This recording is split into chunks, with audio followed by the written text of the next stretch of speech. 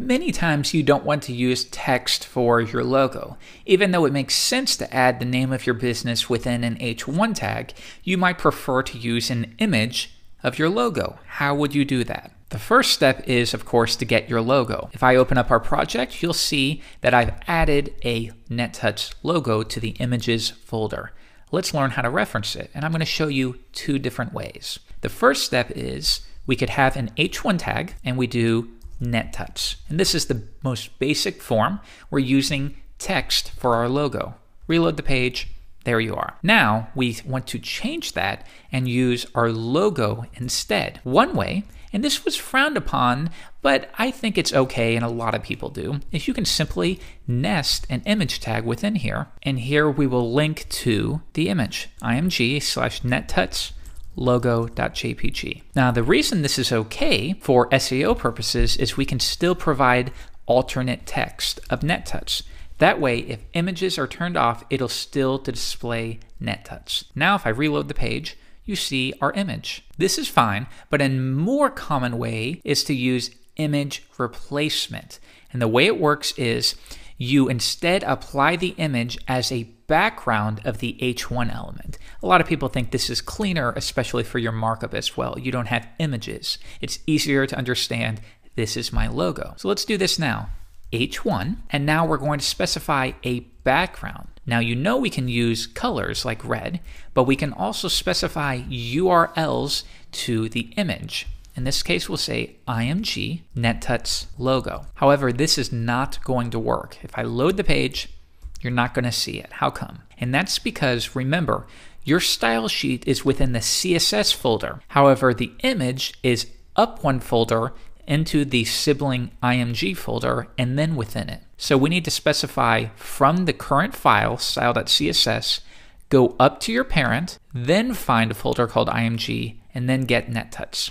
So I'm going to do // to go up a folder. Now if I reload the page, you're going to see, and this is very odd, isn't it?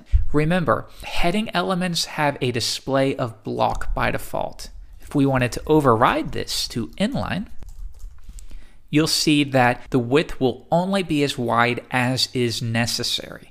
So here, NetTouch is finished, so it immediately cuts off. But next, if I remove that, why is the image repeating the entire width? And that's because even though the text only takes up a small portion, the heading element takes up the entire width that is allowed. As you can see right here, if I resize the window. If we instead change the body, which is the wrapper, and we gave it a width of 600, the background would then be stretched for 600 pixels, like so. But what if we want to say, you know what, I only want this image to display once. Why is it repeating at all? And it's repeating because it's oftentimes common to use a texture or a grain, something like that for a background, in which case you do want it to repeat.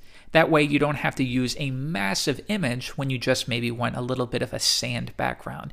You can get a tiny fragment, a tiny image, and then repeat that for the entire width of the window, and it saves you a lot of bandwidth. Now here, if we, after the URL, specify no repeat, and that means don't repeat this image at all. Other options are repeat X, or the default of repeat X and Y, or just repeat Y alone. Here, we're going to override it, no repeat. This is a single image. And I reload, and now it's being displayed like so. The next step is, though, it looks like the image is cutting off a little bit. And of course, we don't want to display the text itself and the image. So maybe we should try to push the text on top all the way off the page. And we can do that by specifying a new property, text indent. Now, if we were to set that by 10 pixels, you'd see the text would be pushed up 10 pixels. If I do 50, it's pushed up 50 pixels. So why don't we put it a huge number, negative, and that's going to push it not to the right, but to the left. And now we're going to push it off a huge enough number that it would never show up on a computer screen. Reload, and now it's disappeared, but in actuality, it's really far off to the left. Good, so now this is looking a lot better.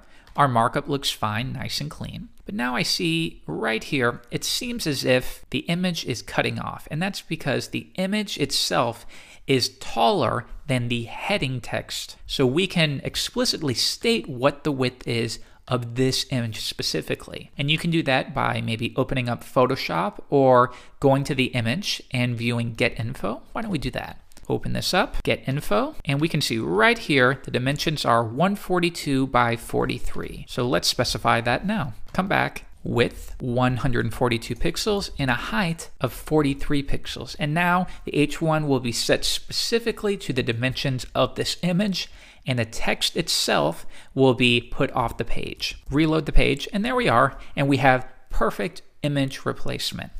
So one thing you might be thinking is, well, why add the name at all? Because you're just going to push it off the page. Why don't we remove the name, and then you can get rid of this property entirely? Reload, and it looks the same. And you're right, it does look the same, but it's not the same. The difference is, what if the browser does not have images turned on? In that case, they would see nothing at all. What if the image does not load for some reason? Maybe it's not referenced properly. Maybe you accidentally delete the image in the future.